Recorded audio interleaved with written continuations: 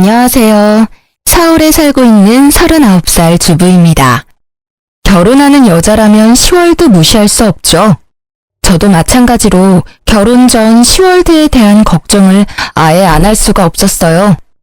저도 당할 각오를 하고 결혼하게 된 거였는데요. 역시나 저도 피해갈 수 없었습니다. 왜냐하면 시어머님이 될 분이 정말 대단한 분이거든요.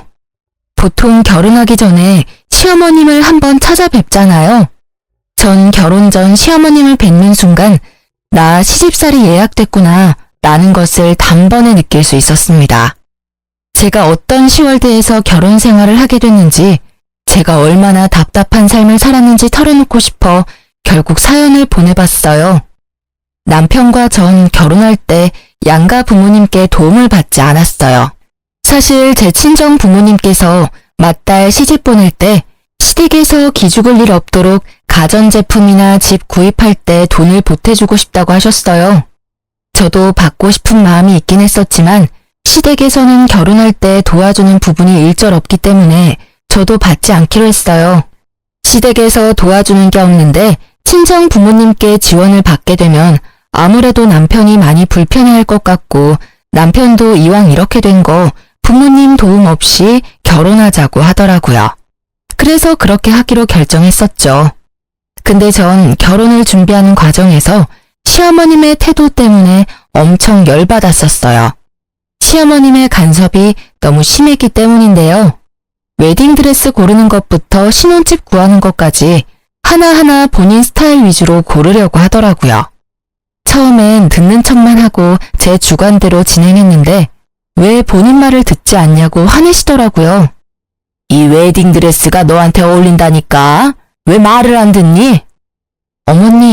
어머님이 고르신 게 이쁘긴 한데 너무 비싸기도 하고 제 체형에 어울리지도 않아요. 제가 고른 게 어머님이 고른 것보다 가성비가 좋기도 하고 제 체형에 딱 맞아요. 이왕 하는 결혼식 비싼 드레스 입고 하면 좋잖아. 요즘 애들 어른이 얘기하면 듣는 척이라도 해야 하는데 본인들 말이 무조건 맞다고 우기는 거 보면 짜증나 정말.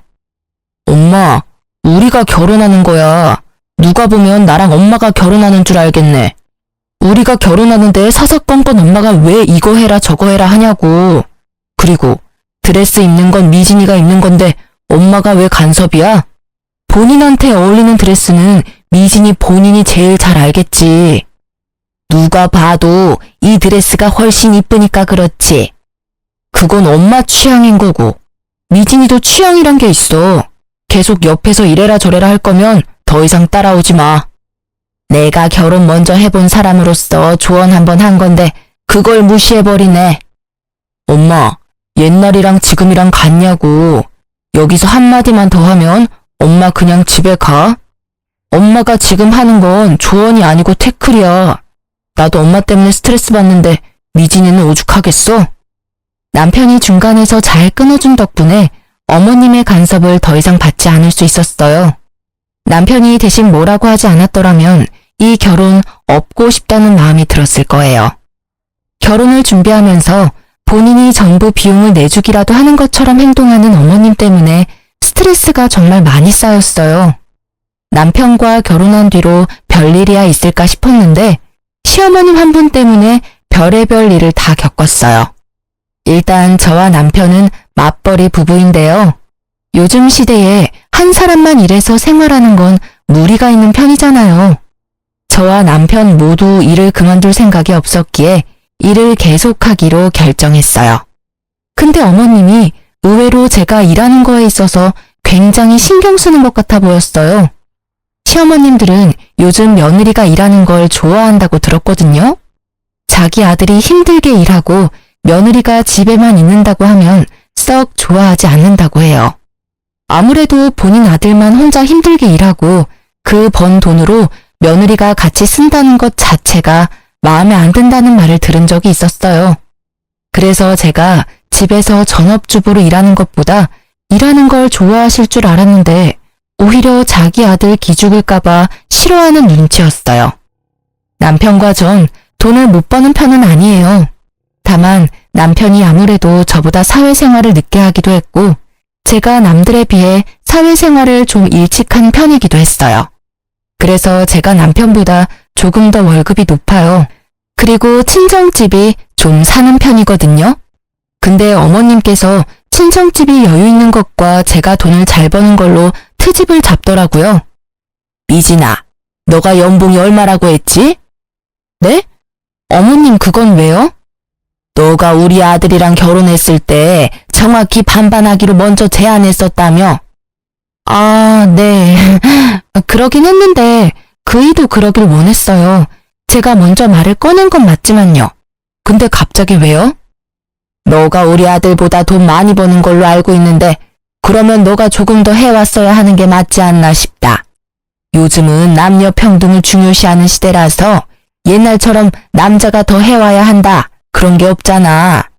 너가 돈을 더 벌기도 하고 분명 돈도 그만큼 많이 모아놨을 것 같은데 그럼 가전제품 하나라도 너가 더 해왔어야 하는 게 맞지 않니?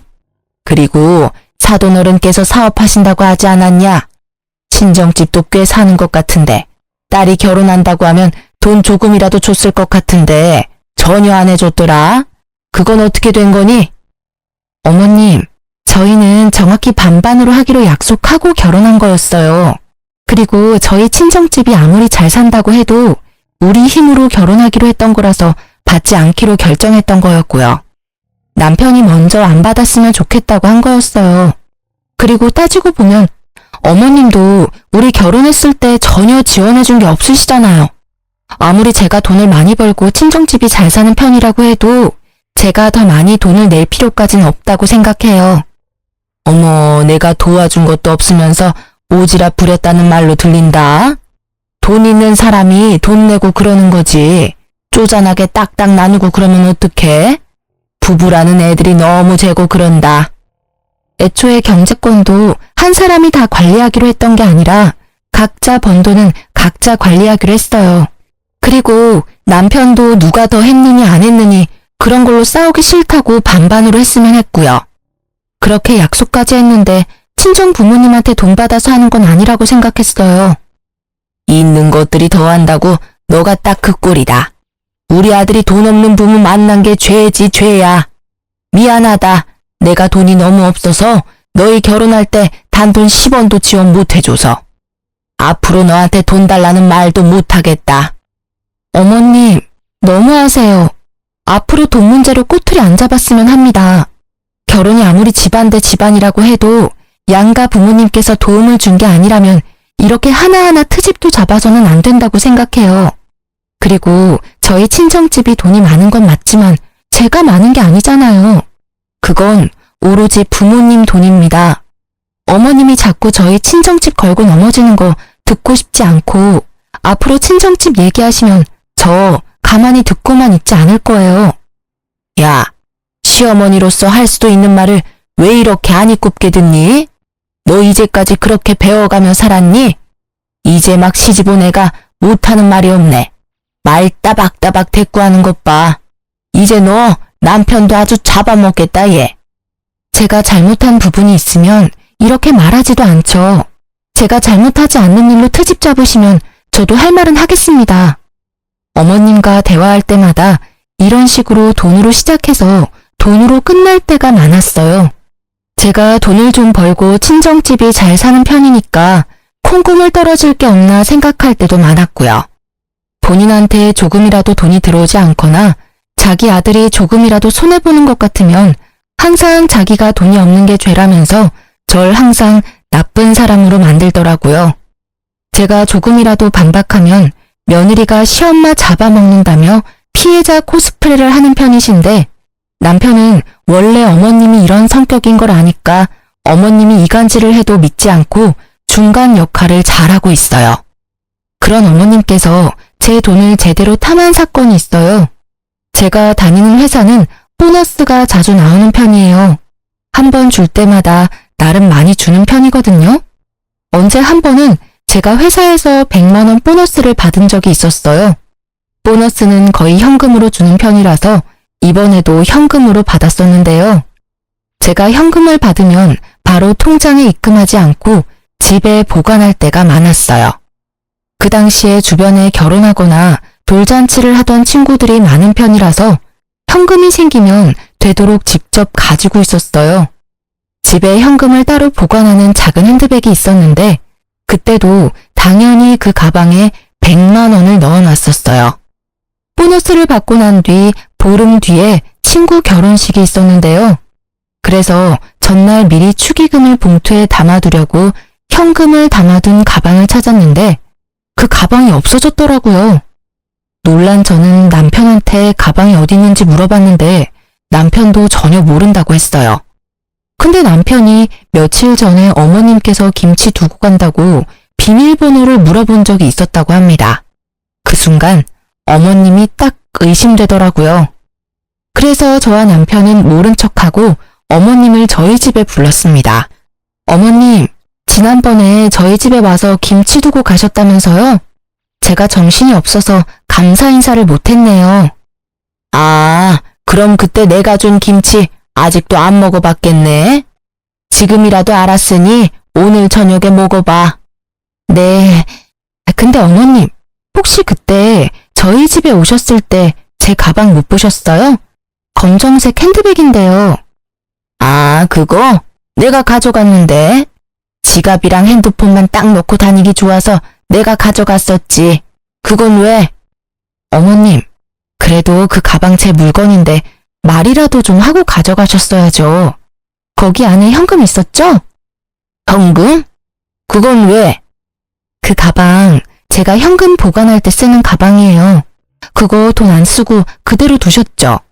이따 집 가실 때 제가 집까지 차로 모셔다 드릴 테니까 그 가방 저한테 돌려주세요. 현금 그대로 담아서요. 나 그 현금 좀 썼는데 괜찮니? 어머님, 그 돈 쓰시면 어떡해요. 말도 없이 가방 가져갔으면서 그 현금까지 마음대로 쓰시면 어쩌자는 거예요? 엄마, 도대체 왜 그래?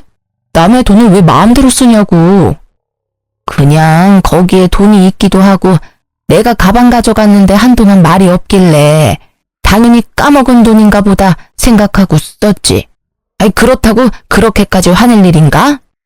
엄마, 그거 도둑질이야. 아무리 까먹은 돈이라고 해도 그렇지. 그걸 왜 엄마가 혼자 판단하고 써? 얼마나 썼길래 그래? 50만 원 정도 썼어. 그 가방 안에 있던 돈은 보너스 100만 원 말고도 여윳돈 200만 원이 더 있던 상태였어요.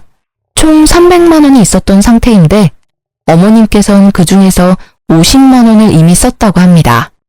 처음엔 어머님이 쓰신 돈 안 받고 남은 금액만 돌려받을까 생각했었는데 어머님이 괘씸하기도 해서 돌려받기로 했습니다. 남편도 그렇게 하자고 했었고요. 저와 마찬가지로 어머님의 행동에 화가 많이 났었고 실망했다고 해요. 그래서 남편은 오히려 2배로 돌려달라고 말하기까지 했더라고요. 남편이 화를 크게 내니까 그 화를 이기지 못한 어머님께서 결국 저희한테 2배로 돌려주셨어요. 남은 금액도 그대로 돌려받았었고요. 엄마한테 그 돈 주는 게 그렇게 아깝냐고 크게 한 소리를 듣긴 했었지만 잘못된 건 바로 잡아야 한다고 끝까지 돌려받기로 했어요. 그 뒤로 한동안 어떤 일도 일어나지 않고 잠잠하게 지내고 있었는데 방심하고 있을 때 일이 하나 더 터졌어요. 제가 야근하지 않고 일찍 퇴근한 적이 있어요. 오랜만에 일찍 퇴근한 김에 남편과 외식하려고 기분 좋게 집에 가고 있었어요. 집 근처에 도착한 순간 아파트 정자에 앉아 계시던 동네 아주머니가 저한테 다가오더니 갑자기 제 등짝을 때리면서 욕을 하기 시작했어요. 이 여자야, 너 재작년에 여기 이사 온 년이지? 여기가 어디라고 너 같은 개집년이 이 동네로 이사를 와? 술집에서 몸이나 판 년이 눈만 높아가지고. 아무리 저렴한 여자라도 수준 높은 집은 알아가지고 너 때문에 우리 아파트 집값 떨어지면 책임질 거야? 당장 이사 가. 그게 무슨 말씀이세요? 제가 몸 팔던 년이라니요. 너 술집 다닌다는 소문 내가 다 들었다. 너 시애미한테 다 들었어. 아무리 직업에 귀천이 없다고 하지만 넌 너무 천하다 천해. 시애미 말로는 너가 자기 아들이랑 결혼하고 싶다고 애걸복걸 엄청 했다고 하던데. 맞지? 아무리 천해도 그렇지 분수에 맞게 살아야지. 여기가 어디라고 너같이 천한 애가. 그리고 아무리 돈이 없는 년이라고 해도 뭐라도 들고는 와야지. 몸만 달랑 갖고 올 수가 있니? 제가 동네 아주머니 붙잡고 자세히 얘기 좀 해달라고 부탁했습니다. 알고 보니 시어머님께서 저에 대해 안 좋게 소문을 내고 다녔다고 합니다. 제가 남편과 살고 있는 아파트는 어머님 집과도 가까운 아파트 단지라서 제가 살고 있는 아파트 주민들 중에서 저희 어머님과 친한 아주머님들이 몇 분 계십니다. 저와 남편이 결혼 허락을 받았을 당시 어머님께서 반대를 심하게 하셨어요. 그 당시 어머님께서 워낙 반대를 심하게 하는 바람에 결혼을 못하게 될 뻔했는데 어머님도 저와 남편이 당연히 결혼하지 않을 줄 알고 뒤에서 동네 사람들한테 제 흉을 보고 다녔던 거였어요. 그것도 사실이 아닌 이야기들로 말이에요. 제가 술집에서 굴렀던 여자다. 돈이 없는 거지 집안에서 태어난 여자다. 남편 등골 빼먹는 여자다 등등 유언비어를 하고 다녔더라고요. 당연히 제가 남편과 결혼하지 않을 거란 생각에 그랬던 거였고요.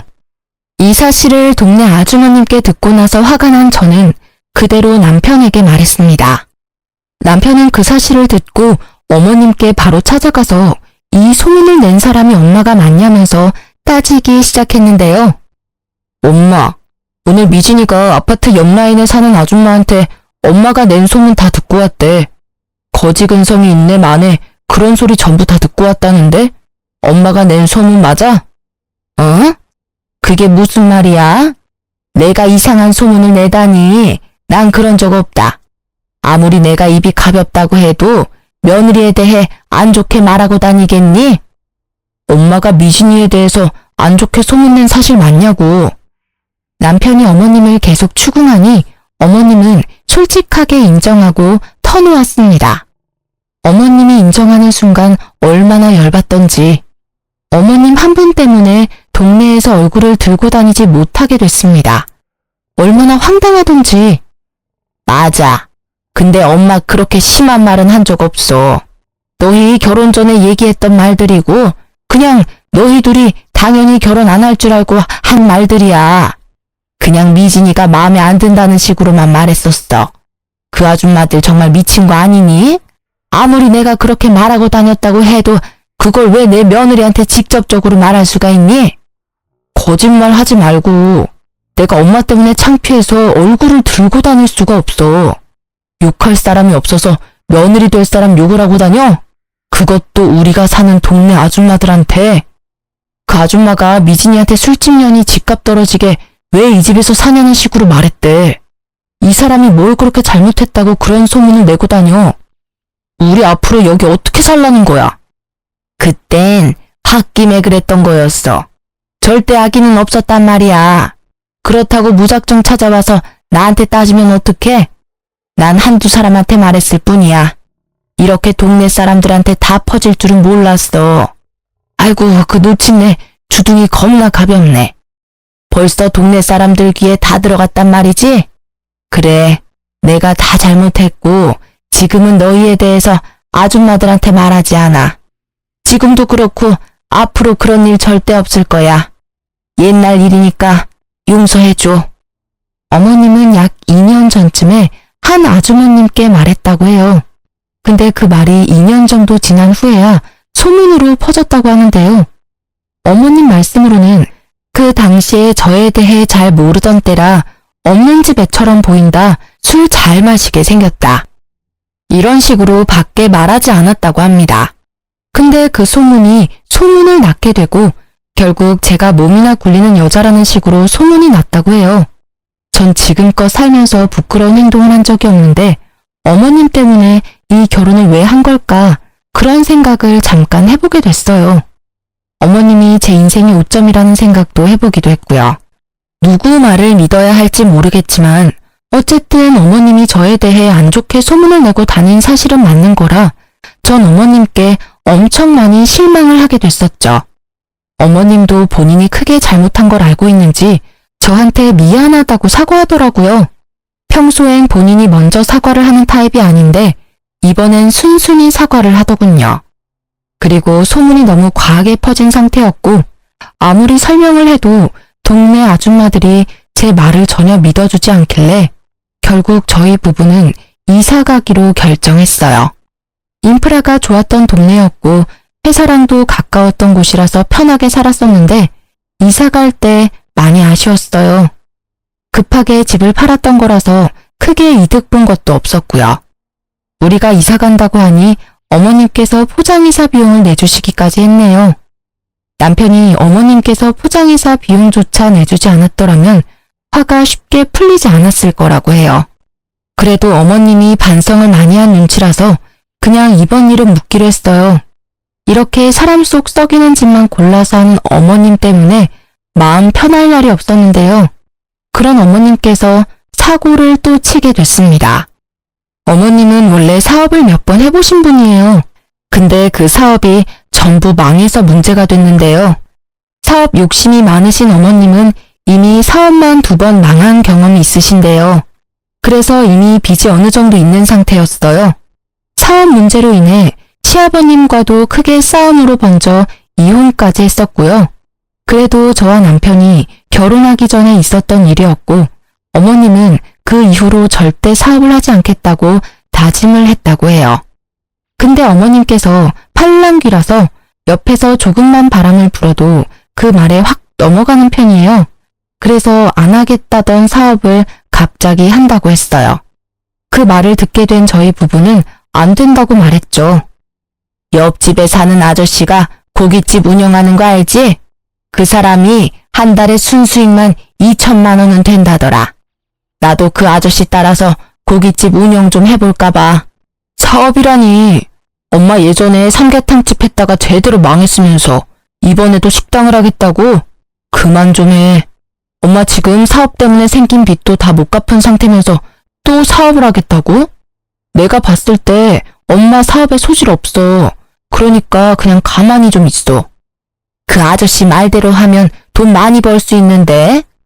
엄마 말만 믿고 나한테 투자 좀 해줘.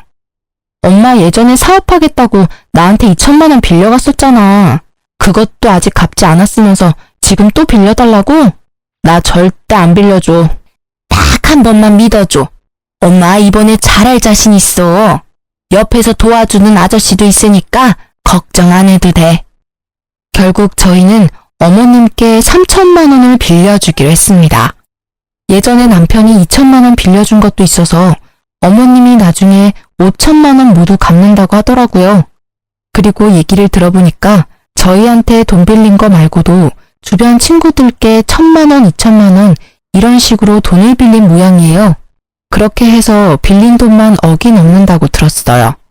분명 어머님이 최대한 빠른 시일 내로 사업을 시작한다고 했는데 몇 달이 지났는데도 아무런 소식이 없더라고요. 그래서 어머님께 따로 연락을 드리게 됐어요. 어머님, 사업 준비는 잘 돼가세요? 아무런 말씀이 없으시길래 걱정돼서 전화드렸어요. 어? 아니 그게 사업 안 하기로 결정했다. 사업이 애들 장난도 아니고 너무 성급하게 결정한 것 같아. 네? 그게 무슨 말씀이세요? 사업하겠다고 저희한테 돈도 받아가시고 주변 분들한테 이미 돈도 빌린 상태라면서요. 사실 사업 준비하면서 내 생활비로 쓸 돈이 없었거든. 그래서 내 생활비로 빌린 돈들 조금씩 쓰다가 결국 다 써버렸다. 어쩌면 좋니? 그것 때문에 한동안 머리 아파서 잠도 제대로 못 잤어. 그래서 당장 사업을 못하는 상황인데 어쩌면 좋니? 어머님, 도대체 왜 그러세요?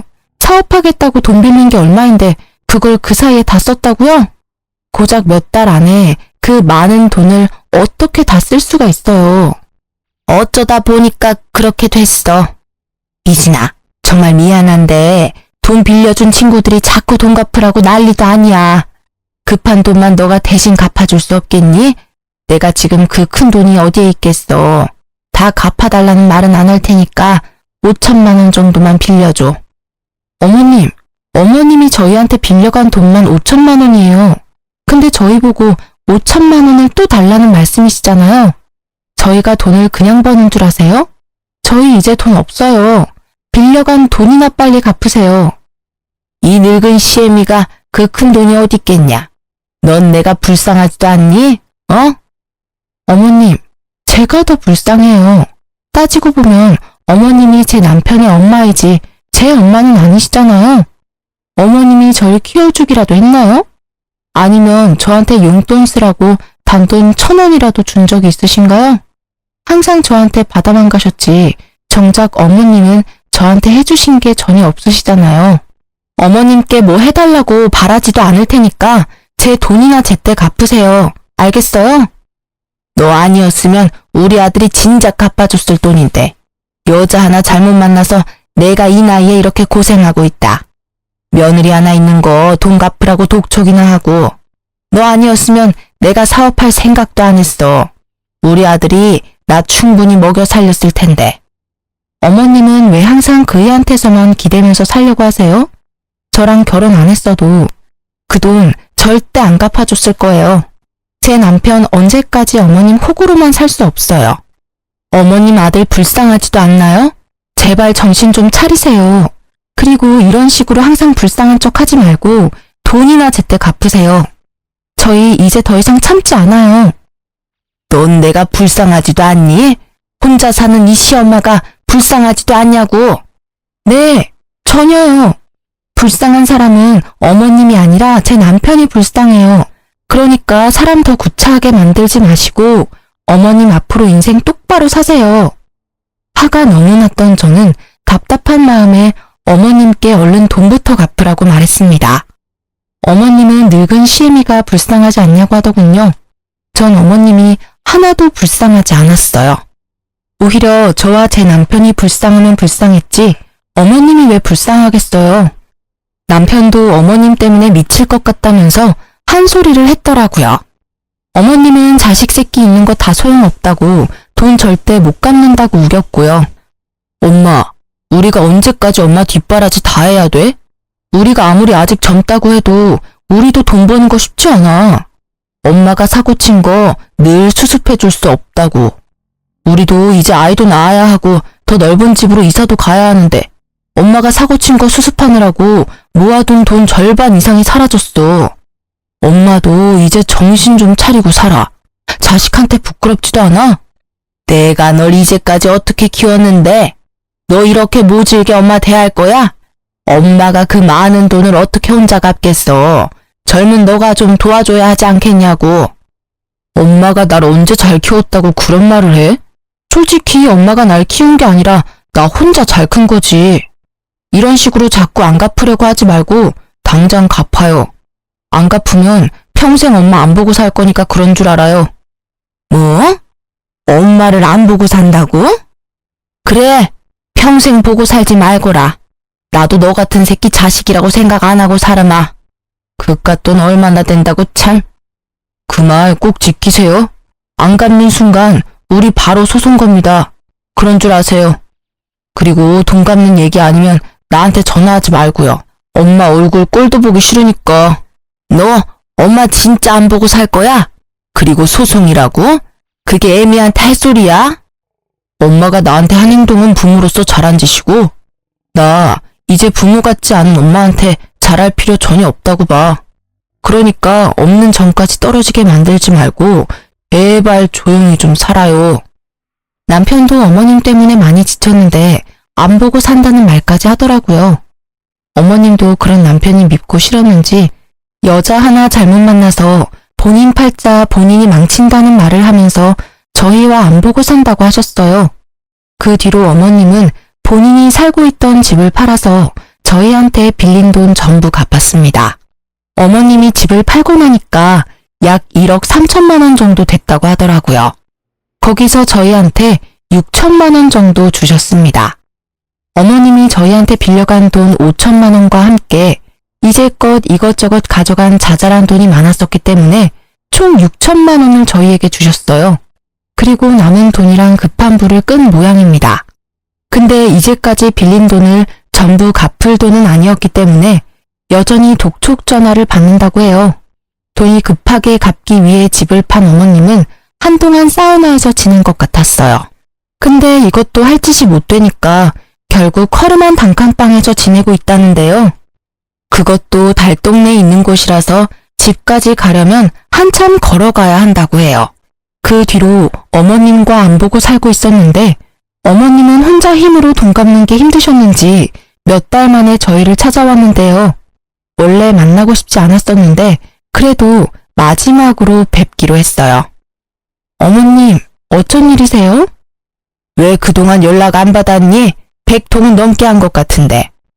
제가 어머님을 왜 만나야 해요? 원래 우리 안 보고 살기로 한 거잖아요. 그래, 그랬었지. 미진아, 내가 정말 미안했다. 나 용서해 줄 수 없겠니? 내가 너무 철이 없었어. 내가 앞으로 너한테 돈 달라는 소리 안 할게. 그러니까 나 데리고만 살아줄 수 없겠니? 진짜 돈 갚아달라는 말 절대 안 할게. 그냥 나 이 집에서 살기만 해줘. 어머님, 당장 나가주세요. 저 어머님 데리고 살기 싫어요. 저희가 뭘 믿고 어머님을 데리고 살아요? 사람은 절대 변하지 않는데요. 나 너무 힘들다. 제발 나 한 번만 용서해다오. 내가 전생에 얼마나 많은 죄를 짓고 살았길래 이런 인생을 살게 된 거니? 내가 죄가 많아서 그렇다. 죄가 많아서. 한 번만 용서해줘. 내가 정말 잘못했다고. 이게 다 어머님 업보죠. 어머님이 모두 감당하셔야 돼요. 그러니까 더 이상 찾아오지 마세요. 어머님께서 저희 집을 며칠 동안 계속 찾아오더니 결국 친정집에도 갔었어요. 아무리 급해도 찾아갈 곳이 따로 있는 건데 참 뻔뻔하다는 생각이 들었습니다. 친정엄마도 이미 우리 상황을 알고 있었고 조만간 시어머님이 찾아올 것 같다는 느낌이 든다고 하셨는데 진짜 찾아올 줄은 몰랐어요. 사돈, 안녕하세요. 잘 지내셨죠? 애들한테 들었을지 모르겠는데 제가 요즘 사는 게 너무 빡빡해서 말이에요. 여기가 어디라고 찾아와요? 연락도 없이 무슨 일로 오신 거예요? 애들 말 들어보니까 안 보고 살기로 했다던데. 염치 없지만 돈 좀 빌려줄 수 있을까요? 애들한테 들었다고 하시니까 길게 설명은 안 할게요. 제가 지금 하루하루가 너무 지옥 같아서요. 밥도 굶고 돈은 갚아야 하고 제가 최대한 빠른 시일 내로 갚겠습니다. 이러다가 저 죽게 생겼어요, 사돈. 불쌍한 척하면서 저희 엄마에게 돈을 빌리려고 한 시어머님의 모습 정말 눈뜨고 봐줄 수가 없었습니다. 참다 못한 제 친정엄마는 바가지에 물을 담아서 시모 얼굴에 뿌려버렸는데요. 홀딱 젖은 시모는 할 일을 잃고 부들부들 떨면서 가만히 있었습니다. 여기가 어디라고 찾아와요? 인생 얼마나 허투루 살았길래 돈 빌릴 사람 한 명도 없습니까? 우리 딸이랑 사위 그렇게 고생시켰으면 지금이라도 정신 차리고 일해서 돈 벌 생각이나 하지. 아직도 그렇게 궁상맞게 돈 빌리고 다니세요? 지금 사돈이 지옥처럼 사는 건 그동안 애들한테 하던 행동들에 대한 죗값을 받는다고 생각하세요. 다 큰 어른이 됐으면 애들한테 본보기가 돼야지. 애들도 안 하는 짓을 왜 하고 다니십니까? 제발 이 냉수 맞고 정신 좀 차리세요. 그리고 앞으로 우리 애들 집에 절대 찾아가지 마시고요. 어머님은 우리 친정엄마한테 냉수마찰을 제대로 당하고 난 뒤 그 뒤로 저희를 찾아오지 않았어요. 얘기 들어보니까 어머님 앞으로 지금 남은 빚이 3천이라고 합니다. 우리 젊은 사람도 3천만 원 빚 갚는 거 엄청 힘든데 그 연세에 그 큰 금액 갚으려니 더 힘들 수밖에 없어요. 솔직히 저희 그 돈 충분히 갚아드릴 능력 됩니다. 저희 친정집도 물론 가능하고요. 근데 그동안 어머님께서 저희한테 해왔던 일이 있어서 절대 그 돈 갚아주고 싶지 않더라고요. 남편도 어머님께 이제껏 당해온 게 많다면서 너무 힘들어서 못 해먹겠다고 말했고요. 어머님은 결국 일을 하기 시작하셨습니다. 본인 이름으로 대출을 받을 수도 없는 상태라서 당장 급한 빚을 갚기에 어려움이 있거든요. 집까지 팔았으니 완전 빈털터리가 된 셈이죠. 어머님은 현재 낮에는 공장을 다니고 밤엔 식당에서 서빙 알바를 하고 있다고 했어요. 어머님께 돈을 빌려준 친구들은 어머님이 일하고 있는 식당까지 찾아가서 당장 돈 갚으라고 한다고 해요. 하지만 어머님은 당장 갚을 돈이 없어서 매달 조금씩 쪼개가며 갚고 있다고 합니다. 식당 사장님께선 매번 이런 식으로 영업 방해할 거면 그만두라고 말했다고 해요. 어머님이 사정사정해서 잘리진 않았답니다. 저 같아도 매일 친구들이 찾아와서 돈 갚으라고 말한다면 자르고 싶을 것 같아요. 그 이후로 어머님과 직접 대면한 적은 없는데 최근에 어머님 근황에 대해 알게 된 게 있었어요. 어머님이 식당에서 설거지를 하다가 주방 바닥에 남아있던 물기 때문에 결국 미끄러져 넘어졌다고 해요. 그래서 그것 때문에 허리 디스크에 걸렸다고 합니다. 현재 디스크가 터진 상태라서 하반신 마비까지 이어질 수 있는 상황이래요. 그래서 당장 입원하고 수술을 받아야 하는 상황이라고 하는데요. 어머님이 현재 상태가 너무 좋지 않은 관계로 어머님 대신 식당 사장님께서 직접 전화하셔서 지금 어머님 상태에 말씀해 주셨습니다. 근데 저희와 전혀 상관없는 일이라고 알아서 해결하라고 말씀드렸어요. 그리고 일하다가 다친 거니까 식당에서 알아서 산재 처리를 하라고 말했습니다. 어머님이 일하고 있는 식당 사장님께서도 어머님과 저희 부부관계에 어느 정도 알고 있다고 해요. 그래도 그렇지. 시어머님이 다친 상태인데 그렇게 매몰차게 대해도 되는 거냐고 하더군요. 이제까지 우리 시어머님 자식으로 며느리로서 살아보지 않으면 그렇게 말할 수 없을 것 같아요. 우리처럼 반응이 나오는 게 정상일 겁니다. 매정하다고 생각해도 어쩔 수 없어요.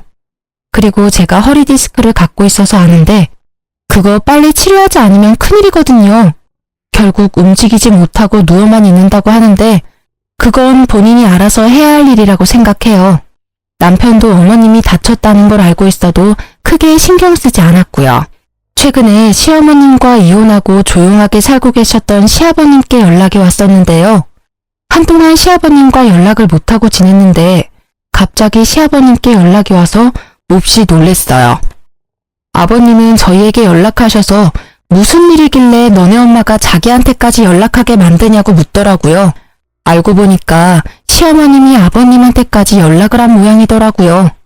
모든 상황을 설명해드렸더니 그 옆에 아직도 정신 못 차렸다면서 그 허리디스크 수술 절대 시켜주지 말라고 저희한테 단호하게 말씀하시더라고요.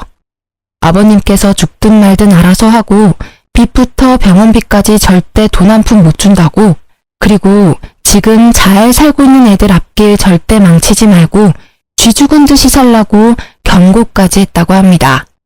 어머님은 아버님께 죽고 싶지 않다고 사람 한 명 살린다 생각하고 돈 빌려달라고 사정을 했다네요.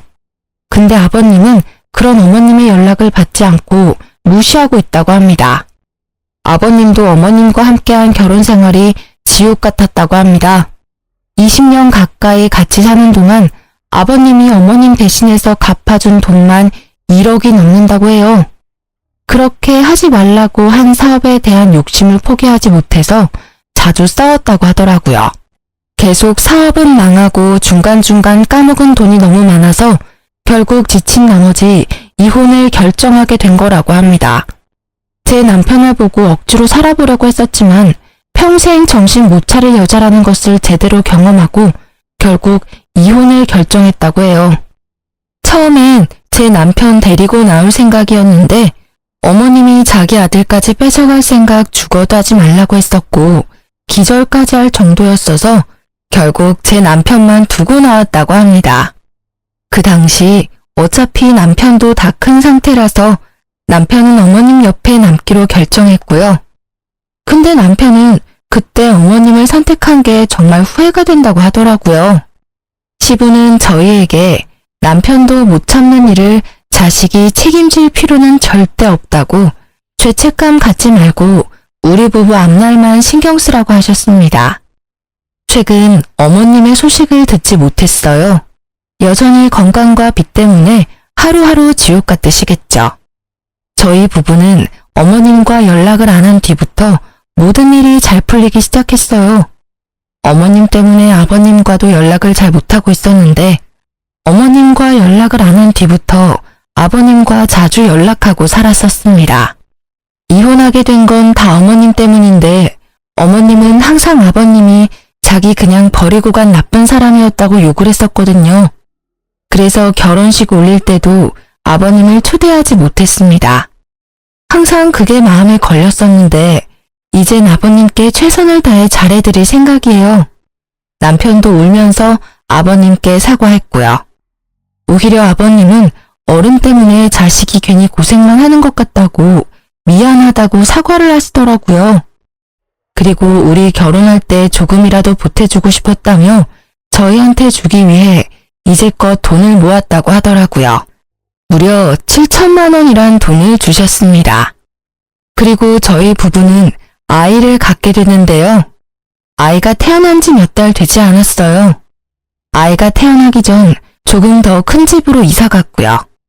아버님이 저희에게 7천만 원을 주신 덕분에 수월하게 이사 갈 수 있었어요. 방이 4개인 집인데 아버님과 같이 살기로 했는데요. 처음에 아버님이 같이 사는 걸 피하셨는데 앞으로 저희가 효도 많이 하고 싶다고 사정사정을 해서 같이 살기로 했습니다. 말은 같이 살기 싫다고 말씀하셨지만 속으로는 많이 좋으셨나 봐요. 맨날 웃음만 가득하시고 우리 아기 돌보는 재미도 많이 있으신 모양이에요. 어머님과 이혼한 후 혼자 사시면서 많이 적적했을 텐데 지금이라도 제 남편과 행복하게 잘 살았으면 합니다. 그동안 해드리지 못한 효도 많이 해드리고 싶어요. 이제 막 태어난 아들도 아버님이 좋은지 남편에게 안겨있는 시간보다 아버님께 안겨있는 시간이 더 많아요. 아버님과 같이 살다 보니 어머님과 살았던 시간이 정말 최악이었다는 걸 몸소 느낄 수 있었습니다. 진작에 아버님을 모시고 살 걸 후회하기도 했고요. 남편은 지금까지 어머님과 같이 살았던 시간이 정말 지옥 같았고 힘들었다고 말합니다. 그동안 아버님께 자주 연락을 못 드린 게 정말 후회스럽다고 하고요. 아버님은 항상 아들이 그리워서 울었다고 하시는데 그 말을 듣는 순간 저희 부부는 많이 울었습니다. 다른 집 시어머님도 제 시어머님처럼 다 이러시는 건지 모르겠지만 전 제대로 시집살이를 겪었네요. 남편은 외동아들이라서 모든 걸 다 책임져야 한다는 책임감이 강했는데 그 책임감 이제 느끼지 않아도 돼서 너무 행복하다고 합니다. 앞으로 남편, 아버님, 저와 제 아이 이렇게 넷이서 남은 인생 잘 살 생각입니다. 지금도 물론 잘 지내고 있고요. 저처럼 시어머님 때문에 많은 고생을 한 분이 계시다면 참지 마시길 바래요. 아무리 결혼이 집안 대 집안이라고 해도 시부모님이 아무리 남편의 어머님이라고 해도 아닌 건 아니라고 확실히 행동할 필요가 있어요. 지금까지 제 사연 들어주셔서 감사해요. 안녕하세요. 대구에 사는 30대 여성입니다.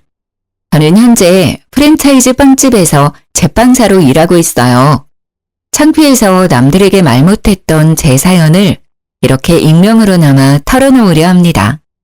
저는 외동딸이지만 부모님 울타리 안에서 일찍이 독립했어요.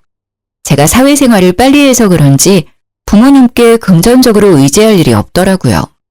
그래서 결혼할 때도 친정 부모님 도움을 일절 안 받았습니다. 결혼하는 제게 무언가 해주실 돈이 있다면 아껴서 두 분의 노후에 더 풍족히 쓰셨음 해서요. 반면에 제 남편은 뭐라도 부모님께 지원받고 싶어하는 눈치였죠. 남편이 평소에도 엄청 절약하는 사람이었거든요. 하지만 양가 부모님의 돈을 쓰는 건 절약이 아니라고 전 단호하게 말했습니다. 덕분에 온전히 저희 힘으로만 결혼했어요. 지금 돌이켜보면 그때 제 부모님의 돈을 쓰지 않아서 얼마나 다행인지 몰라요. 저희가 한참 결혼 준비하고 있을 때 시부가 돌아가셨어요. 예비 시부모님은 2층 집에 살았는데 시모가 어느 날 저희를 불러 말씀하셨어요. 내가 너무 적적해. 1층에는 내가 살 테니까 2층에는 너희들이 들어와라. 네? 어머님, 저희 이미 들어갈 집 다 둘러보고 왔어요. 내 말 잘 들어봐라. 너네가 지금은 둘이 합쳐서 넉넉하겠지만 나중에 애라도 낳으면 돈도 못 모아. 새 집에서 출발하는 것도 물론 좋지만 여기 2층에서 살면서 돈 모아 출가하는 게 더 괜찮은 일이다. 그리고 전세에 큰 돈 묶어 놓으면 안 좋아. 저는 시어머님께 생각해보겠다고 둘러댔습니다. 남편은 그 뒤로 저를 본격적으로 설득하기 시작했죠. 있잖아. 듣고 보니 엄마 말이 맞는 것 같아. 난 꼭 새 집 아니어도 돼. 당신이랑 나 일하는 곳도 엄마 집에서 더 가깝잖아. 당신은 어때? 절대 싫어. 말이 1, 2층 나뉘는 거지 같이 사는 거나 마찬가지잖아. 내가 친정에서도 일찍 독립했는데 어떻게 어머님이랑 살아. 무조건 부정적으로 생각하지 말고 잘 생각해봐. 우리 엄마도 슈퍼일에서 바쁘고 너도 일하고 나도 일하잖아. 사느라 바빠서 서로 1, 2층 사는 것도 금방 잊을걸? 엄마가 너 불편할 수도 있다고 아예 2층에는 올라오지도 않을 거라 했어. 엄마 말대로 우리 나중에 아이를 위해서 지금 선택 잘해야 돼. 남편이 씀씀이가 해픈 사람이라면 모르겠는데요. 절약 정신이 엄청 투철한 사람이라 그땐 믿음이 갔어요. 고민하다가 결국 시모의 집 2층에 딱 2년만 살기로 했죠. 하지만 몇 달 사이 저는 시모의 민낯을 봐버렸어요. 여보, 우리 화장지 일주일 전에 사지 않았나? 그때 엄청 세일해서 샀었잖아. 근데 왜 절반밖에 안 남았지? 혹시 회사에 몇 개 가져갔어? 회사 비품이 있는데 네가 못하러 가져가. 당신 보니까 휴지 한 번에 너무 많이 쓰더라. 좀 아껴 써. 이상하네. 30개짜리인데 왜 10개도 안 남았지? 혹시 당신이 어머님 몇 개 갖다 드렸어? 말이 되는 소리를 해. 엄마가 슈퍼를 하는데 우리 휴지를 왜 가져가겠어? 그치. 참 이상하네. 앞으로 이 휴지는 사지 말자. 개수만 많고 길이가 엄청 짧나봐. 눈속이 많은 것 같아. 저도 처음에는 제가 착각하거나 물건에 이상이 있는 줄 알았죠. 휴지를 시작해서 시모는 저희 집 식재료 서리를 했어요. 제가 선물하려고 미리 만들어 놓은 쿠키도 눈 깜짝할 사이 반이 사라져 있고요. 바나나라도 한 송이 사오면 하루도 안 되어서 반송이가 남아 있었어요. 고기 같은 것도 세일해서 몇 킬로 사놨는데 먹으려고 하면 부피가 엄청 줄어있더라고요. 남편이 없는 시간에도 음식이 증발하니까 저는 1층에 사는 시모가 가져간 거라 확신했죠. 저는 아까운 것보다 말없이 가져가는 시모의 행동이 좀 너무하다는 생각이 들었어요. 어머님, 슈퍼에 안 파는 물건들은 저희한테 부탁하시면 마트에서 사올게요. 그런데 말없이 2층에서 가져가시는 건 좀 자제해 주세요. 그중에는 저희가 먹을 식재료도 있지만 제가 선물하거나 개인적으로 써야 하는 것들도 있거든요. 너 그게 뭔 소리냐? 네? 너 지금 되게 웃긴다. 내가 너희 집 물건에 손이라도 대고 있다는 말이냐? 어디 시어머니를 도둑으로 몰아? 너네 집에 뭐가 사라졌는데? 어머님, 진짜 아니세요? 저희 열쇠는 어머님만 가지고 계시고 제가 장봐온 것들은 계속 반 이상이 없어져서요. 고기들이나 채소, 그리고 휴지나 생필품 같은 것들요. 아니, 얘가 생사람 잡네. 나 아니라고. 그리고 설사 뭐가 없어졌다고 해도 어른이 가져갔으면 잠자코 그렇구나 하는 거지. 어디 시모를 도둑 취급하고 있어? 너 그게 어디서 배운 버르장머리야? 안 가져가셨다면 제가 경솔했어요. 죄송합니다. 시모는 얼굴이 빨개져서 고래고래 소리를 질렀어요. 당황한 듯 말도 더듬어서 저는 시모라 더욱 확신했죠. 저는 우선은 사과를 하고 물증을 확보하기로 했죠. 그날 이후로 시모의 이상행동이 더 심해졌거든요. 설탕이나 소금도 덜어갔는지 반이 텅텅 비고 보란듯이 여기저기 가루를 다 흘러놨더라고요. 제게 화나서 현장을 더럽게 해놓는 듯 했어요. 그리고 빵 같은 것도 가위로 자른 게 아니라 손으로 반씩 뜯어가 있는 흔적이 있었고요. 하다 새로 산 수건까지 반씩 가위로 다 잘라갔더라고요. 저는 수건을 보고 더 이상 참을 수 없어 시모에게 따지러 1층에 내려갔습니다. 어머님, 해도 너무하신 것 아닌가요? 위생적으로도 정말 불쾌해요. 빵을 손으로 뜯어가시고 설탕, 소금, 조미료도 다 흘려놓으시고 계속 이러시면 여기서 못 살아요. 그리고 수건은 가져가시려면 그냥 5장 가져가시지 왜 반을 다 잘라놔서 못 쓰게 만드세요? 어머, 저거 말하는 것 좀 봐. 야, 증거 있어? 네가 가져갔다는 증거 있냐고. 어디서 말도 안 되는 소리를 하고 있어. 수건 얘기는 나와서 말인데 너 그거 살 때 1층 사는 시애미 생각은 안 나디? 어떻게 한 번을 시애미 위해서 자발적으로 사오는 게 없어. 그래놓고는 툭하면 뭐가 사라졌다고 1층까지 내려와서 매번 난리를 부려? 엄마, 그게 다 무슨 소리야? 당신 미쳤어? 아니, 나이 든 시어머니한테 이게 무슨 경우야? 당신이 착각한 거 가지고 지금 우리 엄마 의심하는 거야? 착각? 의심? 당신이 이걸 보고도 그런 말을 하는지 보자. 어머님, 그때 소금이랑 설탕 가져가셨을 때 계단에 다 흘리셨더라고요. 2층 계단부터 1층 현관까지 가루 올린 거 제가 사진 찍어놨어요. 그리고 가위로 잘라간 수건이요. 화장실 수납장 한 번만 볼게요. 저는 남편에게 증거 사진을 보여주고요. 시모의 화장실에 있는 반쪽짜리 수건도 찾았어요. 너 그만두지 못해?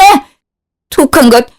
어디 저딴 게 며느리라고 들어와서 감히 내 집에서 살면서 물건 좀 나눠 썼다고 날 도둑 취급해? 어머님, 외롭다고 2층으로 들어오라고 한 건 어머님이시고요. 월세도 30만 원씩 드리고 있잖아요. 제가 뭘 어떻게 더해요?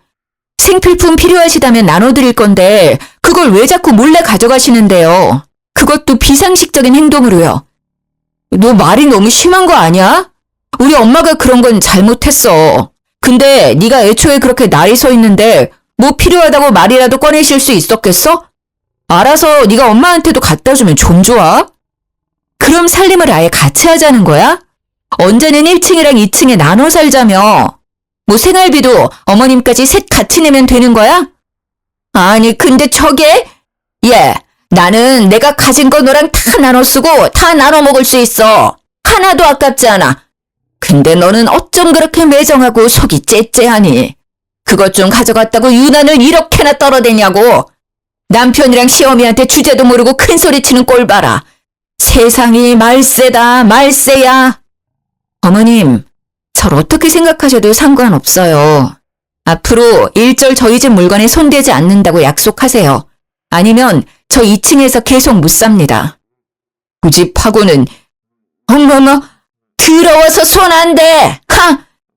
그렇게 저만 나쁜 사람이 되고 시모는 일절 사과도 없었죠. 그리고 저는 시모가 열 수 있는 열쇠 말고 당장 도어락을 설치했어요. 어차피 남편이 알려주면 무용지물이지만 그래도 도어락은 비밀번호를 계속 바꿀 수 있으니까요. 그렇게 잠잠하다가요. 제가 정말 폭발하게 된 사건이 있어요. 이때 처음으로 진지하게 이혼 결심을 했었습니다. 친정아빠 생신이셔서 케이크를 전날 만들어놨는데 냉장고에 넣어놨던 케이크가 절반만 남았더라고요. 아, 당신 냉장고에 케이크 먹었어? 아빠 생일 케이크라고 했잖아. 케이크? 당신 아니지? 너 어머님한테 현관 비밀번호 가르쳐줬니? 그게... 아이씨... 그래, 가르쳐줬다. 근데 뭐 엄마가 자기 집 비번도 모르면 되냐? 우리가 살고 있어도 엄연히 우리 엄마 집이잖아. 케이크 그거 맨날 하는 일이면서 또 만들면 되잖아. 엄마가 오죽 드시고 싶으면 그랬겠냐? 한 번만 더 비밀번호 가르쳐 드리잖아? 그럼 이혼 서류에 도장 찍을 준비 바로 해. 뭐? 이혼이라니 너무 같다. 고작 케이크 하나 때문에. 야! 당장 도장 찍고 싶어? 이혼 사유 지금까지로도 충분해. 서류 가져올까? 어? 아, 알았어. 안 가르쳐 줄게. 근데 나도 중간에서 엄청 괴로워. 엄마랑 둘이 해결하던지 너 알아서 해. 나한테 그만 이야기하라고. 내가 알아서 처리할 거야. 그니까 넌 끼어들 생각하지 마. 뭘 어쩌려고 저러는 거야. 어머님이 그때 가지신 거 다 나눠 쓸 수 있다고 했잖아. 나도 어머님이랑 다 나눠 써야지. 1층 열쇠 내놔. 당신은 있지? 뭐? 싫어. 내놓으라니까? 저는 그렇게 복수를 다짐하고 남편에게 1층 집 열쇠를 받았습니다. 시모가 피부가 엄청 좋은 편인데요. 냉장고나 다른 물건들을 가져가는 것보다 시모가 아껴 쓰는 화장품을 쓰기로 생각했죠. 화장대 보니까 비싼 화장품만 쓰더라고요. 열받아서 스킨 로션이랑 영양크림, 아이크림, 눈에 띄는 건 전부 반 이상을 덜어갔어요. 서랍장에 안 뜯은 새 것까지 싹 다 반씩 덜어갔죠. 그랬더니 바로 반응이 왔습니다. 야, 너지? 너 맞지? 내가 그걸 얼마나 아껴 바르는 건데 내 화장품 어디 들어갔어? 당장 다 내놔! 너 주거 침입에 도둑질에 아주 단단히 미쳤구나. 아니 문은 또 어떻게 열고 들어온 거야? 그 화장품들이 비싸기만 한 줄 아니? 단정된 것도 있고 미제도 있고 다 구하기 어려운 화장품들이라고. 시모는 자기 물건 한번 건드렸다고 기겁을 하더군요. 어머님, 왜 그러세요? 어머님께서 다 나눠 쓰시자고 먼저 말씀하셨잖아요. 냉장고 케이크 또 말없이 가져가셨길래 저는 암묵적으로 합의된 줄 알았는데요. 어머님 화장품이 저한테 엄청 잘 맞더라고요. 앞으로 따로 구매 안 하고 계속 같이 쓰려고요. 아, 그리고요. 월세는 이제 안 내도 되죠. 어머님 저한테는 하나도 안 아깝다고 하셨으니까 2층 집 이제 그냥 저 주세요. 어머님 반 나누는 거 엄청 좋아하시잖아요. 아니, 뭐? 네? 2층 집 주실 거죠? 아, 맞다.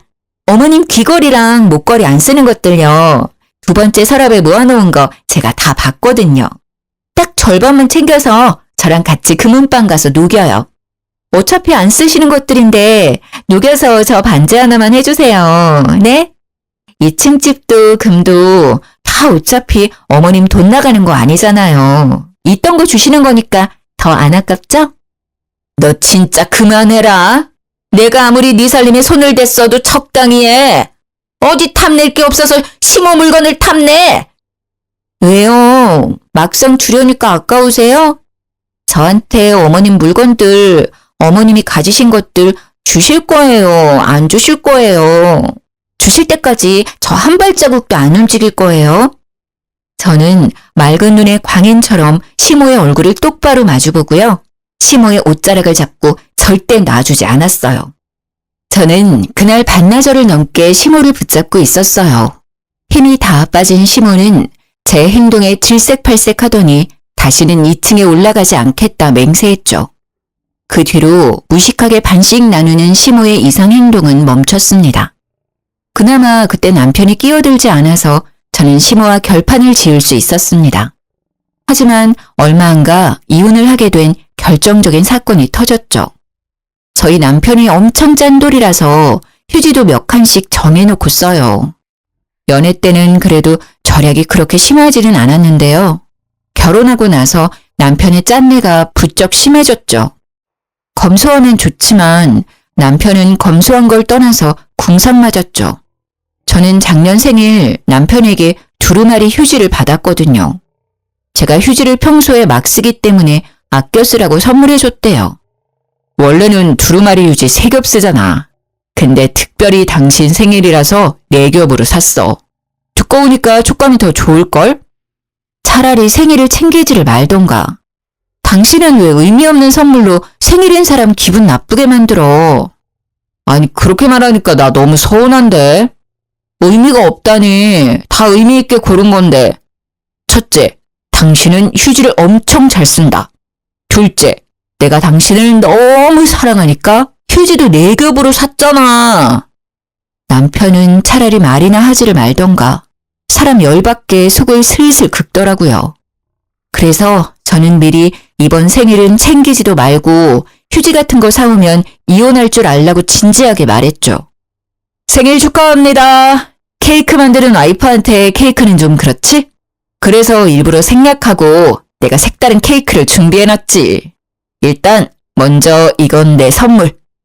뭔데? 남편은 봉투를 제게 내밀었어요. 확실히 휴지를 받았을 때보다 심장이 두근거리기는 하더라고요. 열어봐. 많이는 못 넣었지만 당신 사랑하는 내 마음은 표현했어. 봉투를 여니 4만 원이 들어있더라고요.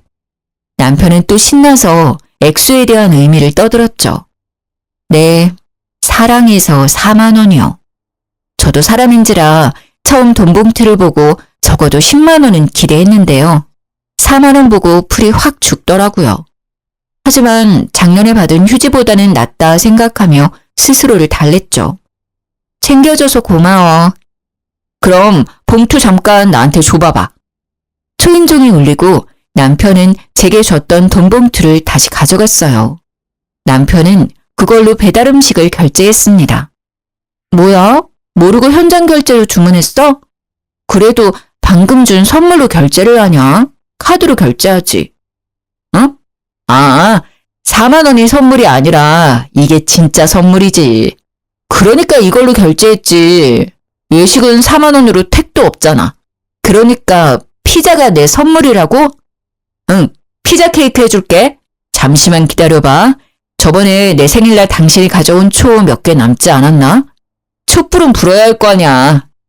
지금 나랑 장난해? 미리 촛불 준비 못해서 미안. 금방 세팅할게. 그 순간 해맑게 웃는 남편의 명치를 주먹으로 가격하고 싶더라고요. 저는 아무래도 직업이 제빵사라서 제가 만든 빵 말고는 밀가루 음식을 잘 안 먹으려고 하거든요. 그래서 피자 역시 안 좋아하거든요. 그걸 제일 잘하는 남편이 피자를 대뜸 시켜서는 선물이라고 하니 어이가 없었어요. 심지어 줬던 4만 원 현금으로 결제를 한 것도요. 내가 피자를 먹는 사람이야? 아니 이럴 거면 생일을 애초에 챙기지 말라니까. 왜 자꾸 사람을 빈정상하게 만들어? 하루 종일 밀가루 냄새 맡고 온 사람한테 넌 피자를 먹이고 싶니? 게다가 4만 원을 선물이라 준 것도 빠기치는데 그 4만 원으로 피자를 결제해? 당신 진짜 정 떨어진다. 평소에는 절약하는 거 뭐라 안 해. 근데 와이프 생일날에도 그렇게 돈을 아끼고 싶어? 너 말이 심하다. 요즘 피자값 엄청 비싸잖아. 근데 2판의 사이드까지 할인하니까 시킨 거잖아. 그리고 네가 만든 빵이랑 이 피자랑 같냐? 여기 피자가 훨씬 맛있는데? 너는 먹어보지도 않고 편견에 휩싸여서 얘기하지 마. 그리고 이건 그냥 피자가 아니라 케이크 대신이잖아. 아니 생일 선물까지 따로 챙겨받고 싶어? 우리 나이가 몇이냐? 30 넘었으면 대충 넘어가는 거지. 가만 보면 넌 꼭 이렇게 준비한 사람 김 빠지게 하더라. 다음 생일에는 진짜 국물도 없을 줄 알아. 야, 너야말로 국물도 없을 줄 알아. 앞으로 넌 생일날 미역국도 못 얻어먹을 줄 알아. 내가 이럴 거면 차라리 챙기지 말라고 수십 번 부탁했다. 나 너랑 당장 이혼하고 싶어. 근데 사람들이 왜 이혼했어요? 하고 물어보면 저요? 피자 때문에 이혼했어요 라고 말하기는 싫어서 참는 거야. 내가 남편은 적반하장으로 소리를 지르다가 이혼 얘기가 나오자 꼬리를 내렸죠. 그러고도 한참을 서운하다 섭섭하다 하더군요. 서로 돈을 못 버는 것도 아닌데 왜 저렇게 궁상을 떨까 짜증났어요. 그만큼 남편이 저희의 미래에 투자하는 거겠지만 저는 현재가 행복하지 않으면 미래가 무슨 소용인가 생각 들었죠. 결혼을 했는데 행복하기는커녕 스트레스만 받아서 결혼한 걸 너무 후회했죠. 친정 부모님께는 자세한 이야기는 못하고 이혼을 살짝 언급해봤는데요. 부모님 두 분 다 그래도 남편이랑 자식은 있는 게 낫다 하셨죠. 자식 낳으면 저희 사이도 달라질 거라 하셨어요. 엄마께서는 몇 년 전 암 수술을 하셨거든요. 그때 아버지랑 제가 있어서 무척 든든하셨대요. 하지만 그런 부모님께서도 곧 남편의 정신 나간 행동에 혀를 내두르셨어요. 엄마가 정기검진 때문에 입원하셨을 때 일인데요. 제가 도시락을 신경 써서 준비했는데 엄마께서 영 못 드시는 거예요. 그리고는 과일이 너무 먹고 싶다 하셨어요. 저는 아차했죠. 음식에 신경 쓰다 보니 과일까지는 생각 못했어요. 이상하게 메론이 너무 먹고 싶어. 메론 먹고 나면 입맛도 돌아올 것 같은데. 당신 조금만 기다려봐. 내가 얼른 백화점 가서 메론 사올게. 아빠, 사실 송서방 퇴근하고 오기로 했는데 안 그래도 그때 과일 사온다 했었거든? 그래, 역시 사위가 있어 든든하구만. 딸보다 사위가 낫네. 엄마 아빠가 병실 사람들에게 사위 자랑을 하시는 틈을 타 저는 얼른 신랑에게 전화를 걸어서 부탁했어요. 여보, 퇴근하고 올 때 과일 바구니 좀 사오면 안 돼? 백화점 과일 아니더라도 과일집에서 제일 비싼 과일 바구니로 좀 사줘. 내가 지금 당신한테 15만 원 보냈거든? 이 정도면 넉넉할 거야. 메론 드시고 싶다고 하셔서 메론은 꼭 사와야 돼. 그래? 장모님 검사는 다 했어? 이제 다 했는데 영 입맛이 없어서 못 드시네. 입이 쓰대. 과일 먹어야 밥도 드실 것 같아. 알겠어. 그럼 이따 봐. 여보, 맛있는 걸로 사와야 돼. 내가 돈 줬으니까 아끼지 말고. 여기 병실 사람들이랑 나눠 먹을 거란 말이야. 알았어. 내가 애냐? 알아서 사갈게. 조심해서 와. 저는 노파심에 남편에게 계속 강조했습니다. 하지만 남편은 결국 한 귀로 듣고 한 귀로 흘렸죠. 좋았어요, 장모님. 아이고, 미안해서 어떡하지? 종일 일하느라 배고플 텐데 여기까지 와서 어떡해. 자네 왔는가? 오늘도 고생 많았네. 아니에요. 당연히 와야죠. 과일 드시고 싶다고 하셔서 잔뜩 가져왔어요. 남편은 비닐봉지를 달랑달랑 흔들더라고요. 저는 우려했던 일이 벌어지자 당황해서 온몸이 굳었어요. 많이도 사왔구만. 친정아빠는 애써 웃으며 봉지를 받으셨어요. 이거는 장모님이 좋아하시는 바나나. 너무 안 익으면 당장 못 드시니까 잘 익은 걸로 준비했어요. 그리고 참외가 메론이랑 맛이 비슷하잖아요. 참외는 제가 잘 깎으니까 얼른 손 씻고 깎아올게요. 그리고 토마토요. 토마토가 암 환자한테는 그렇게 좋다잖아요. 저 잘 사왔죠? 펼쳐놓고 보니 바나나는 너무 익어서 새까맣게 얼룩덜룩했고요. 남편은 메론 대신 참외를 먹으라고 하더라고요. 토마토도 너무 익어서 터졌는지 쉰내가 올라왔어요. 과일 상태를 보는데 딱 봐도 일반적인 과일이 아니라 떨이 상품 같았어요. 남편은 그 와중에 과일을 병실 사람들에게 나눠주려고 했어요. 벙찐 저와 친정부모님을 대신해서 병실의 할머니께서 한마디 하시더라고요. 에이, 기분 나쁘게 저리 안 치워? 아니, 예쁜 것만 먹어도 모자랄 판에 아픈 사람들한테 지금 뭘 먹이려고 하는 거야? 장모 병문안을 오는데 웬 쓰레기들을 가지고 왔어? 저 사람이 사위 맞아요? 남편의 얼굴이 새빨개지더라고요. 저는 더 새빨개지라고 주저없이 뺨을 날렸어요. 지금 나 때린 거야? 미쳤어? 그래, 때렸다. 어디 감히 이딴 것들을 내밀어. 너 내가 돈 입금한 거 어쨌어? 아니, 어딜 가면 이런 과일들을 파는데 돈 주고 사는 게 가능한 상태야, 이게? 어디서 이것들 주워왔냐고? 마음 여린 친정엄마께서는 속상해서 우시고요. 친정아빠는 해도 해도 너무한다고 하시더라고요. 자네 맞을만 하지 않았나? 자네 행동을 돌이켜봐. 해도 해도 진짜 너무하구만. 저번에 우리 집에 들고 온 명절 선물 세트 기억나나? 사돈어른이 챙겨줬다면서 들고 온 그 쓰레기들 말이야. 다 유통기한 지났던데 그것도 혹시 일부러 준 건가? 인터넷에서 10,000원이면 살 싸구려 기름이랑 통조림 세트들. 안 그래도 기분이 나쁜데 유통기한까지 지난 걸 감히. 그러고도 모자라 이제는 장모 병원에서까지 주접을 떨어. 미친 건 내 딸이 아니라 자네가 단단히 미친 것 같네. 시모 슈퍼에서 오랫동안 팔리지 않은 명절 선물 세트를요. 남편이 친정에 갖다 주고 있었어요. 친정 부모님께서는 처음에 남편이 뭘 몰라서 저러겠지 싶었답니다. 절약이 너무 몸에 밴 사람이라 생각한 거죠. 저는 뒤늦게 그 사실을 알고 이 인간과 더 이상 살 수 없겠다 싶었죠. 소란스러워지자 병실에서 나가달라고 간호사들이 찾아왔어요. 먹지 못하는 그 과일들을 챙겨 남편과 함께 병원을 나왔습니다. 야, 너 진짜 돌았구나. 우리 집을 뭐 어떻게 생각한 거야? 너도 너네 집도 질린다 질려. 원래 과일은 후숙시켜서 먹어야 제맛이야.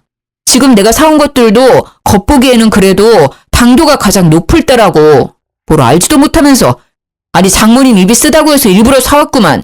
감히 단체로 나한테 이딴 취급을 해? 너 아직도 정신 못 차렸구나. 당도 높은 과일 너나 많이 쳐드세요.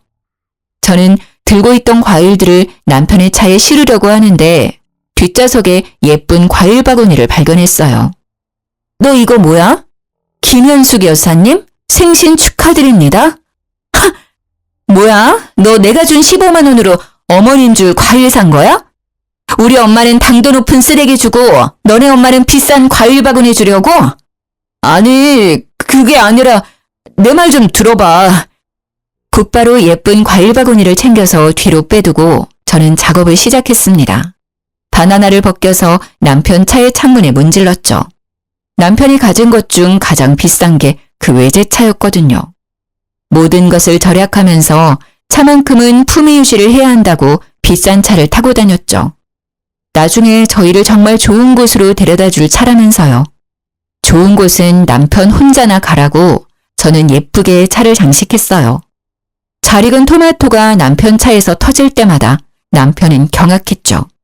그만해! 제발 내가 잘못했어. 토마토는 안 지워져. 그만하라고! 내가 잘못했어. 남편은 돌이킬 수 없는 자신의 붕붕이를 보고 오열을 하더라고요. 그 모습이 더 꼴보기 싫어서 저는 자동차 문을 열고 차 시트에도 토마토를 마구 던졌어요. 남편은 제 바짓가랑이를 잡고 싹싹 빌더라고요. 난 그냥 엄마가 슈퍼에 잘 익은 과일이 있다고 해서 받아온 거야. 나도 열어보지는 않아서 상태가 그 정도일 줄은 몰랐다고. 과일 바구니 빼돌린 거는 내가 잘못했다. 근데 과일들은 내가 일부러 그런 거 아니야. 나도 속으로는 정말 창피했다고. 남편의 말에 저는 더 열이 받더라고요. 이혼은 이미 결심했지만 제가 받은 것들을 어떻게 갚아줄지 고민했습니다. 우선 그날 이후로 남편에게 이혼 얘기는 꺼내지 않았습니다. 일하는 빵집에서 폐기할 빵들을 가져와서 남편의 매 끼니를 챙겨줬어요. 처음에는 맛있다고 군말 없이 잘 먹더라고요. 그래서 일부러 며칠씩 보관했다가 곰팡이가 피었을 때쯤 줬어요. 아침과 저녁을 말없이 그런 빵을 내밀자 남편은 무릎 꿇고 울먹거리더라고요. 당신 언제까지 이럴 거야? 그만 좀 해. 내가 잘못했다고 말했잖아. 내가 앞으로 잘할게. 제발 그만해. 왜 그래? 당신 빵 좋아하니까 내가 일부러 챙겨준 건데. 왜 울고 그래? 감동받았어? 아님 당신 먹기 싫으면 어머님 갖다 줄까? 내가 정말로 잘못했어. 당신 눈빛, 행동 다 점점 무섭다고. 앞으로 진짜 당신 말 잘 들을게. 그리고 장인어른 장모님께도 효도할게. 남편이 그만하라고 정말 싹싹 빌고 나서야 저는 이혼 서류를 내밀었어요. 몹쓸 일 당하고 싶지 않으면 지금 얌전히 도장 찍어. 이대로 살다가 당신 먹는 음식에 나 뭔 짓 할지 몰라. 곰팡이는 애교지. 남편은 그렇게나마 참교육했고요. 시모도 가만둘 수 없잖아요. 저는 매일 중고거래 사이트에 글을 올렸어요. 오래된 우유와 요거트, 묵은 쌀, 몇 년 된 기름, 냉동실에 묵혀있던 떡 같은 이상한 음식들을 구했죠. 그리고 시모에게 매일 가져다 줬습니다.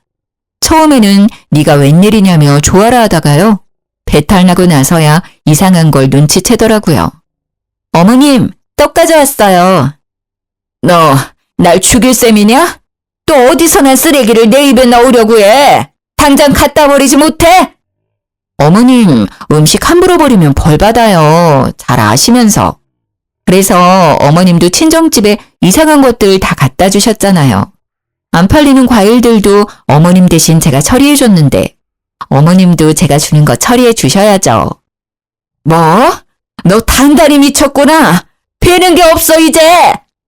네, 저 배는 거 없어요. 우리 부모님한테 상처 준 거 그대로 돌려드려야죠. 어머님도 배는 게 없어서 아픈 친정엄마께 썩은 과일들 주셨잖아요. 그동안 제가 준 음식들 먹고 정신 차리셨어요? 아직 정신 못 차린 것 같은데? 더 드세요. 드시라고요. 저는 18년도에 도정한 묵은 쌀로 만든 떡을요. 시모의 입에 억지로 마구 집어넣었어요.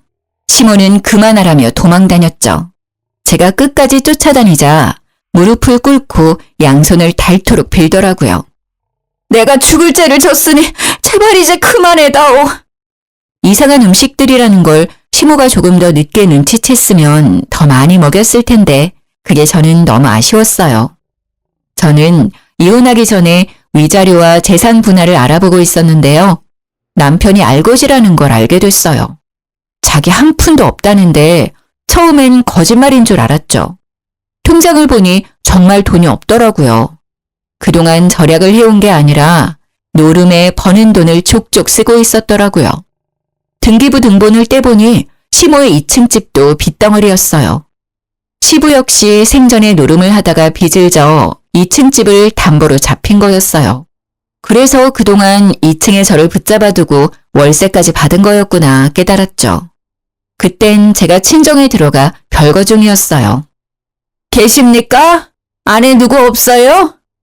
그 여자 목소리인데? 누구? 어머님 목소리야. 니네 시모? 아니다. 이젠 시모도 아니지. 감히 여기가 어디라고 찾아와? 저는 오랜만에 들리는 시모의 목소리에 소름이 끼치더라고요. 무슨 일인지 친정까지 찾아와서는 부모님을 찾더라고요. 무슨 일이세요?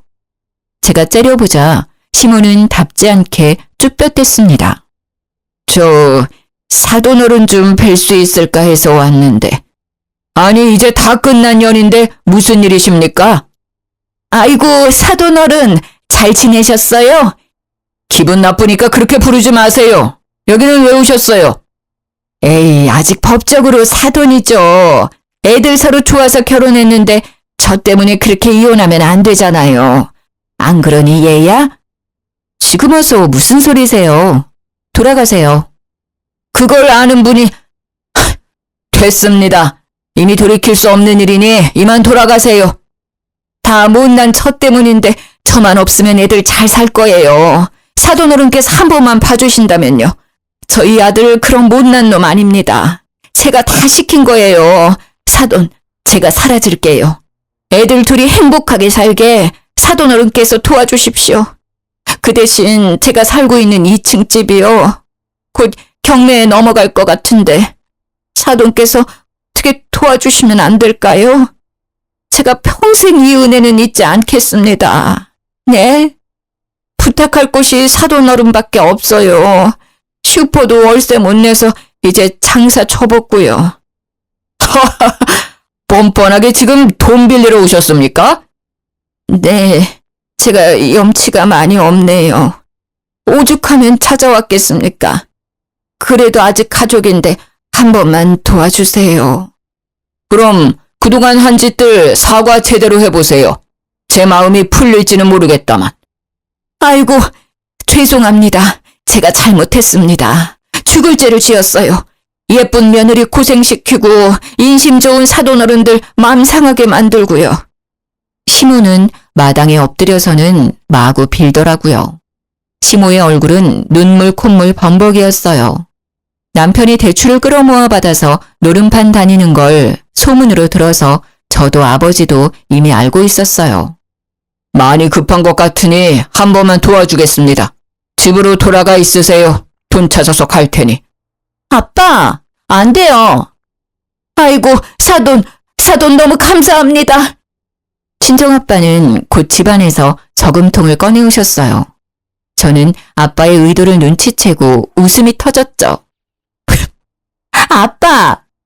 내 딸 눈에서 피눈물 나게 한 인간들 가만둘 수 없지. 저는 아빠와 함께 시댁으로 갔습니다. 없을 줄 알았는데 남편도 있더라고요. 장인어른 정말 감사합니다. 여보, 엄마랑 인연 끊고 당신만 보고 살게. 정말이야. 시모는 살짝 남편을 째려봤다가 이내 부드러운 목소리로 친정아빠께 다가오더군요. 오셨어요, 사돈. 제가 없는 돈 끌어모아서 사돈 드시라고 소고기 샀습니다. 유통기한 지난 것도 아니고요. 툭불은 아니지만 정육점에서 한우 갈비살 사놨어요. 집에서 맛있게 구워 드세요. 은혜는 차차 갚아나가겠습니다. 소고기 잘 먹겠습니다. 그럼 저도 보답을 해야죠. 어디 이걸로 경매랑 아들내미 빚 잘 막아보시든가. 친정아빠께서는 미리 배를 갈라온 돼지 저금통을 마구 흔드셨어요. 시댁 거실에는 10원짜리와 50원짜리가 가득 뿌려졌죠. 평소에 아버지께서 10원, 50원은 따로 저금통에 모으셨거든요. 아니, 이게 지금 무슨 짓입니까? 왜요? 10원이랑 50원은 돈이 아닙니까? 이거 모으면 그래도 꽤 될 텐데 싫어요? 그 말에 시모는 울면서 동전을 집어들었죠. 남편은 자존심이 상했는지 그 광경을 보자마자 뛰쳐나가더라고요. 결국 시댁 2층 집은 막지 못해 경매에 넘어갔습니다. 2회 유찰되어 싼 값이 된 집을 친정 아빠께서 낙찰받으셨어요. 2층 집 자체는 오래됐지만 위치가 꽤 좋다고 하더라고요. 시모는 동전 사건을 그새 잊었는지 남편과 함께 또 친정에 찾아왔더군요. 정말 마지막으로 용기 내서 찾아왔습니다. 장인어른, 제가 일하면서 평생 갚아 나가겠습니다. 집은 제발 돌려주세요. 살아갈 터전이 있어야 저희도 먹고 살죠. 그래도 한때는 가족이었잖아요. 안 그래 당신? 당신은 나 이렇게 살아도 아무렇지 않아? 거짓골로 온 남편과 시모를 보고 친정아빠가 마음이 약해질까 봐요. 저는 이번에는 제가 나서야 할 것 같았어요. 일단 식사하시고 얘기해요. 보아하니 며칠은 굶은 것 같은데. 제가 주는 밥 다 먹으면 그때 드러나 볼게요. 고마워. 역시 당신뿐이야. 그래. 이쯤 하면 우리도 벌 다 받았지? 애초에 집도 저희 돌려주려고 사돈이 경매에서 낙찰받은 거죠? 저는 남편과 시모에게 어떤 답도 하지 않고 묵묵히 밥을 지었어요. 시모와 남편도 눈치는 있는지 조용히 기다리더라고요. 예전에 시모에게 주려고 구했던 묵은 쌀이 남아 그걸로 밥을 지었습니다. 그리고 친정 김치 냉장고에 있는 오래된 김치를 꺼냈어요. 묵히다 못해 쓴맛이 나서 버려야 할 김치를요. 김치와 밥만 상에 차리자 남편과 시모는 뭔가 잘못됐다는 얼굴을 했어요. 하지만 별 수 있겠어요? 드세요. 남기지 말고. 둘은 중간중간에 헛구역질하면서도 싹싹 긁어먹더라고요. 맛있게 잘 드셨어요? 다 먹었으니까 이제 원하는 거 말해봐요. 이혼은 그대로 할 거니까 그거 빼고요. 우리가 뭐든 다 할 테니 경매 넘어간 집에서 당분간만 살게 해다오. 어? 월세도 낼게. 당장 엄마랑 나랑 갈 곳이 없어. 정말 네가 마음 풀릴 때까지 괴롭혀도 상관없으니까 제발 지낼 곳만 부탁해. 시모와 남편은 무릎을 꿇고 싹싹 빌더라고요. 어쩜 용서를 구하는 그 모습도 꼴보기 싫던지요.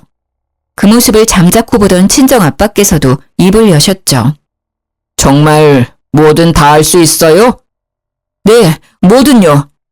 그럼요, 죽는 신용도 하겠습니다. 그럼 배가 망신한 이유가 두 모자 서로에게 잘못이 있으니 사이좋게 한 대씩 주고받아 보세요. 그럼 내가 진짜 도와줄 테니. 예? 시모가 순간 못 알아듣고 반응이 느렸는데요. 반면에 남편은 아빠의 말이 끝나자마자 한치의 망설임 없이 시모의 뺨을 때렸습니다. 한 대씩만이라고 얘기했는데 굳이 자기 엄마 양쪽 뺨을 때리더군요. 이야 이 자식아! 어디 엄마한테 손을 올려! 이 나쁜 자식아! 시모는 열받았는지 남편 뺨을 마구 때리다가 발로 걷어차더라고요. 남편은 참지 않고 늙은 엄마에게 또 손을 올리더라고요. 저와 아빠는 그 모자를 말리지도 않고 돕지도 않았어요. 대신 경찰에 신고를 했습니다. 웬 거지가 집에 들어왔는데 안 나가네요. 시모와 남편은 발악을 하면서 끌려나갔습니다. 온갖 악담을 퍼부었던 것 같은데 한 귀로 듣고 한 귀로 흘렸어요. 아빠가 낙찰받은 시모의 2층 집은 뼈대만 남기고 철거했어요. 그 자리에 지금 1층은 베이커리, 2층은 카페 짓고 있습니다.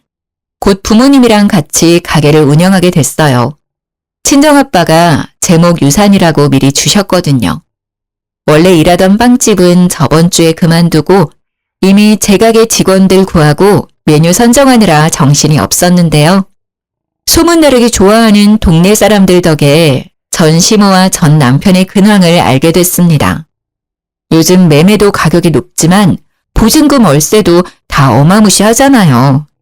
전 남편은 원룸 겨우 얻고 시모는 시골에 내려갔다네요.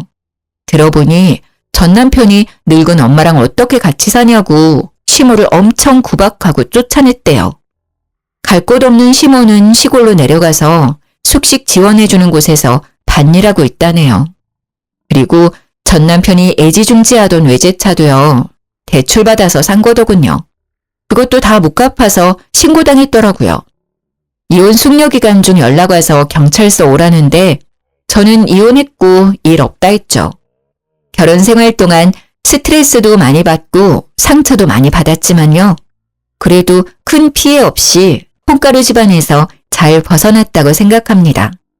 무조건 절약하는 사람도 가끔 잘 살펴보세요. 어떤 나쁜 사람들은 뒤에서 무슨 일을 꾸미고 있을지 모르니까요. 긴 사연 들어주셔서 감사합니다.